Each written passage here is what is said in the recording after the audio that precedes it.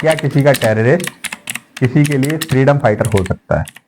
Gerald सोमेर की पुस्तक हैरिज game से 1976 में एक उद्धरण निकल कर आता है जो पूरी दुनिया को इस डायलेमा में डाल देता है कि किसको टेररिस्ट कहें और किसको फ्रीडम फाइटर। ऐसे ही असमंजस में भारतीय समाज खड़ा दिखता है जब बात गांधी की हत्या करने वाले नाथूराम गोडसे की होती है। नमस्कार, स्वागत है आपका हमारे YouTube चैनल पर। एक सभ्य समाज की रिस्पॉन्सिबिलिटी होती है किसी भी एक्यूज या सजायाफ्ता इंसान को सुना जाए। गोडसे की pamphlet why I killed Gandhi को समझेंगे, फिर उनके विचारों को कसौटी पर लाएंगे। क्या गांधी जी मुस्लिम तुष्टीकरण कर रहे थे, या हिंदुओं की हत्या के लिए गांधी जिम्मेवार थे, या गांधी की वजह से ही देश का बंटवारा हुआ? इन सभी सवालों का जवाब हम इस वीडियो के माध्यम से जानने का प्रयास करेंगे। 30 जनवरी 1948 को गांधी जी ने कई हिंदू और मुस्लिम लीडर से बात की, क्योंकि गांधी बहुत चिंतित थे सांप्रदायिक दंगों को लेकर, जो कि बंटवारे के बाद पूरे देश में फैल गए थे। इसी को लेकर गांधी सरदार पटेल को बुलाते हैं और मीटिंग काफी लंबी चलती है और फिर गांधी जी की प्रार्थना सभा का समय हो जाता है। प्रार्थना सभा के लिए गांधी जी को प्लेटफॉर्म पर जाने के लिए लोग रास्ता देते हैं और उसी समय एक नौजवान आता है, गांधी जी के आगे झुकता है और फिर पिस्तौल निकालकर 3 शॉट्स गांधी जी पर फायर कर देता है और गांधी जी जमीन पर गिर जाते हैं। खून बहुत ज्यादा बह चुका होता है और देखते ही देखते गांधी जी की मौत हो जाती है। और गांधी पर गोलियां चलाने वाला यह व्यक्ति था नाथूराम गोडसे। गोडसे वहां से भागता नहीं है और सरेंडर कर देता है। तभी गोडसे और उनके साथी नारायण आप्टे को अरेस्ट कर लिया जाता है। गोडसे के भाई गोपाल गोडसे अपनी किताब में बताते हैं, जब गांधी के छोटे बेटे देवदास गांधी गोडसे से मिलने जेल में गए तो उनको लग रहा था कि जेल में बैठा गोडसे कोई खूंखार व्यक्ति होगा, लेकिन देवदास सरप्राइज हो जाते हैं यह देखकर कि गोडसे उनकी उम्मीद से बिल्कुल अलग व्यक्ति था।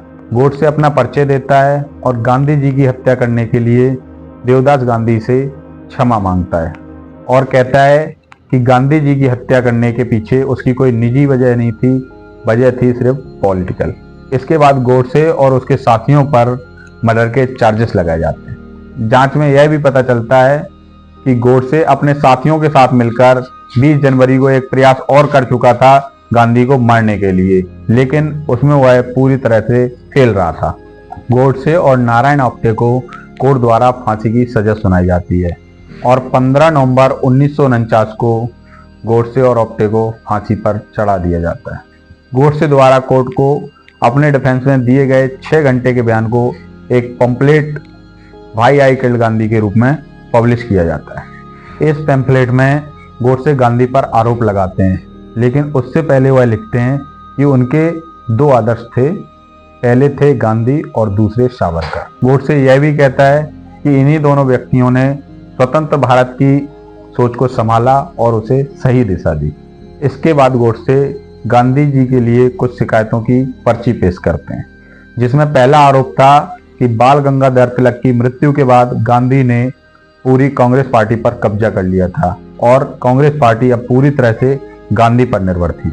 अगला आरोप था कि गांधी जी का नॉन वायलेंस यानी कि अहिंसा का रास्ता स्पेशली अंग्रेजों के खिलाफ बहुत इम्प्रैक्टिकली था। इसके लिए एक वाक्य है कि गांधी इंग्लैंड में सावरकर से मिलते हैं और सावरकर गांधी को नॉनवेज खाने के लिए ऑफर करते हैं, लेकिन वेजिटेरियन होने के कारण गांधी नॉनवेज खाने से इनकार कर देते हैं। इस पर सावरकर कहते हैं कि अंग्रेजों से लड़ने के लिए प्रोटीन की आवश्यकता होगी, जो कि नॉनवेज से मिलेगा, वेज से नहीं। इस बात से सावरकर और गांधी के आइडियोलॉजिकल डिफरेंस सामने नजर आ जाते हैं, लेकिन दोनों का एक गोल कॉमन था, जो था हमारे देश को अंग्रेजों से स्वतंत्र कराना। और तीसरा आरोप लगाते हैं कि गांधी कभी भी कोई भी आंदोलन अपनी मर्जी से वापस ले लेते थे और सत्याग्रह क्या था, इसका फॉर्मूला क्या था, ये गांधी जी कभी एक्सप्लेन नहीं करते थे और ना ही ये कभी किसी को समझ आता था। यहाँ गोडसे गलत थे, क्योंकि गांधी जी अपने सत्याग्रह को न्यूज़पेपर में, लेटर्स में और भाषणों में डिफाइन करते रहते हैं। गांधी जी सत्याग्रह को 3 भागों में बांटते हैं, ट्रुथ, सेल्फ केयर और सफरिंग।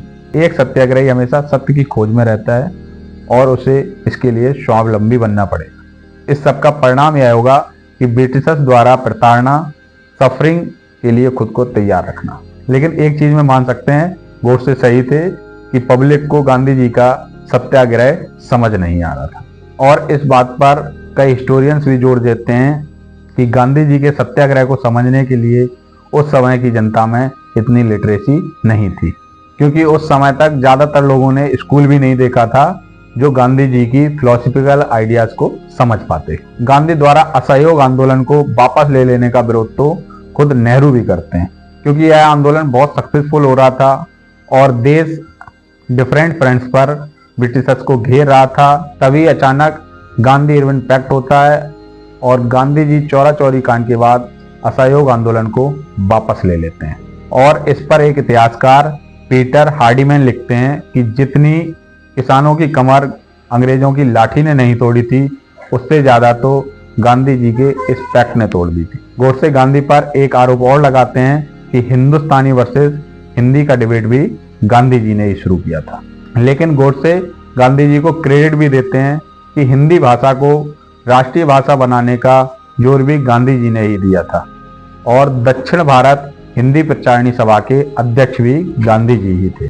लेकिन गांधी जी अपना स्टैंड अचानक से चेंज कर लेते हैं और हिंदुस्तानी भाषा को राष्ट्रीय भाषा बनाने के लिए जोर देते हैं। हिंदुस्तानी एक हिंदी और उर्दू भाषा के बीच की भाषा है, जिसमें हिंदी और उर्दू दोनों के ही वर्ड्स मिलते हैं। लेकिन गोडसे का कहना था कि हिंदुस्तानी का कोई अपना स्क्रिप्ट नहीं है, उसे लिखा नहीं जा सकता, सिर्फ बोला जा सकता है और यह पूरे हिंदुस्तान की भाषा नहीं बन सकती, क्योंकि बहुत सारे लोग उर्दू जानते ही नहीं थे। लेकिन गोडसे के इस आरोप को इस बात से खारिज किया जाता है कि गांधी जी हिंदुस्तानी का सपोर्ट मुस्लिम तुष्टीकरण के लिए नहीं कर रहे थे, बल्कि हिंदुओं और मुस्लिम को यूनाइट करने के लिए यही एकमात्र चारा था। लास्टली गोडसे इस बात से ज्यादा दुखी थे कि पार्टीशन के बाद हो रहे हिंदुओं पर हिंसा और अत्याचार, क्योंकि उनका कहना था कि पार्टीशन के समय हुए अत्याचार में गांधी जी ने मुस्लिमों का ज्यादा साथ दिया और हिंदुओं की हुई हत्या पर शोक तक नहीं जताया और इसी वजह से गोडसे को यह आपराधिक हिंसात्मक कदम उठाना पड़ा। गोडसे यह मानते हैं कि उन्हें भली भांति मालूम था कि उनका यह कदम सरासर गलत था और कोई भी उन्हें गांधी की हत्या के लिए सही नहीं ठहराएगा और ना ही ठहराया जाना चाहिए।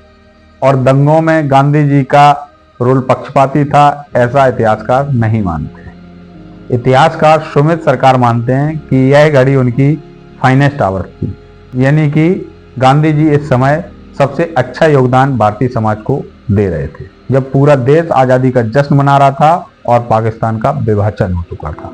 पाकिस्तान में गांधी जी नहीं जाएंगे क्योंकि वह हिंदुस्तान में रह रहे थे, हिंदुस्तान के थे और उन्होंने हिंदुस्तान में रहना तय किया था। इतिहासकार रामचंद्र गुहा अपनी किताब इंडिया आफ्टर गांधी में लिखते हैं कि किस प्रकार गांधी जी भारत के विभाजन को रोकने के लिए जिन्ना को बहुत अच्छी तरह समझाते हैं।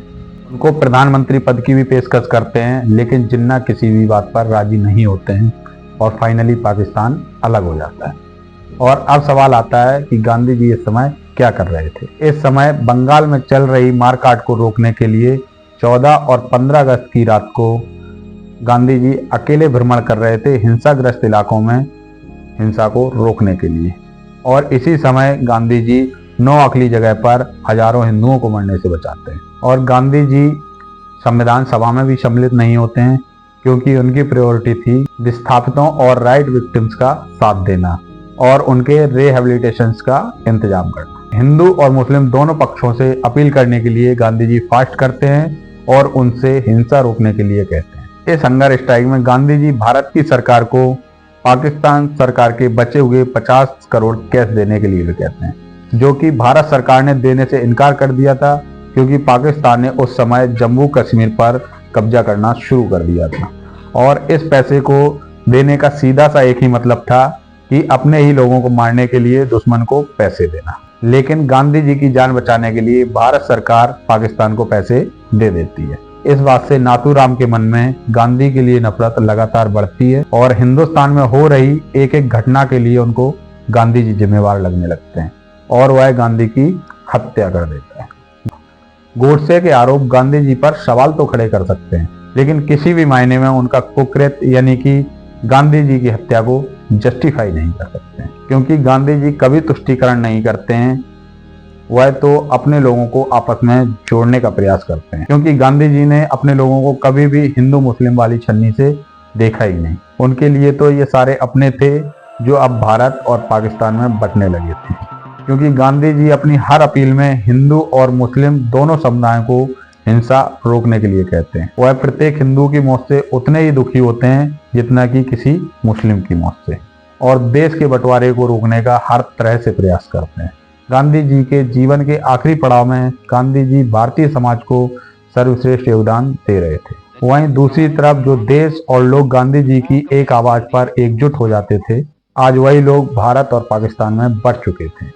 गांधी जी लगातार प्रयास कर रहे थे सब कुछ समेटने का, लेकिन चीजें लगातार उनके हाथ से बिखरती जा रही हैं। रामचंद्र गुहा अपनी किताब इंडिया आफ्टर गांधी में लिखते हैं कि गांधी ने एक बार टू नेशन के सवाल पर कहा था कि यह उनकी अर्थी पर ही पॉसिबल होगा। और यह अजीब सी बात है, जिन दंगों को रोकने के लिए गांधी जी आमरण अनशन करते हैं, वह 30 जनवरी 1948 को उनकी मौत के बाद ही शांत होते हैं। अपनों द्वारा मातहत हुए गांधी अपने पीछे एक ऐसी लेगेसी छोड़ जाते हैं जिसको पूरी दुनिया अपनाती है, और 500 से ज्यादा हिस्सों में बटा हुआ देश अपने आप को जोड़ता है, इकट्ठा करता है और अपनी राय पर चल पड़ता है, और उनके एक एक विचार का अनुसरण करता है और दुनिया के लिए शांति और अहिंसा की मिसाल कायम करता है। साथियों, किसी भी समाज के लिए इतिहास पर सवाल खड़े कर देना बहुत आसान है, लेकिन उतना ही मुश्किल होता है भविष्य को ध्यान में रखते हुए वर्तमान में उन सवालों का जवाब ढूंढना। जितना उस समय गांधी जी हमारे देश, हमारे समाज के लिए कर गए, उसका छोटा सा हिस्सा भी हम समाज के लिए, देश के लिए कर पाएं तो हमारे लिए बहुत बड़ी बात होगी। तो साथियों, अगर मेरा वीडियो अच्छा लगा हो तो वीडियो को लाइक कर दीजिए। चैनल पर नए हैं, चैनल को सब्सक्राइब कर लीजिए, बेल आइकन को दबा लीजिए। चलिए मिलते हैं अगले वीडियो में, तब तक के लिए नमस्कार और धन्यवाद।